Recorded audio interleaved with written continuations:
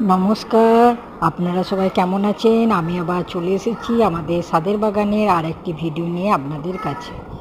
আজ আমি আপনাদেরকে দেখাবো, সকাল সকাল আমি ঘুম থেকে উঠে গেছি, বাগানে গেলাম। বাগানে গিয়ে পরে আমাদের যে ডবল ভ্যারাইটির টগর গাছটা রয়েছে সেটা থেকে দেখুন আজ যে কতগুলো ফুল পেয়েছি। আর এই ফুলটা সবগুলো আমি তুলে নিয়ে চলে এলাম বাগান থেকে। এসে পরে একটা মালা তৈরি করলাম, ছোটো মেয়ে স্কুলে নিয়ে যাবে, আজ স্বাধীনতা দিবস।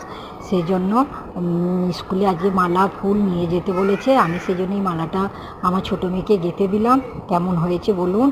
আর স্কুলে নিয়ে যাবে, সেখানে স্বাধীনতা দিবসের পতাকাতে এই মালাটা দেবে।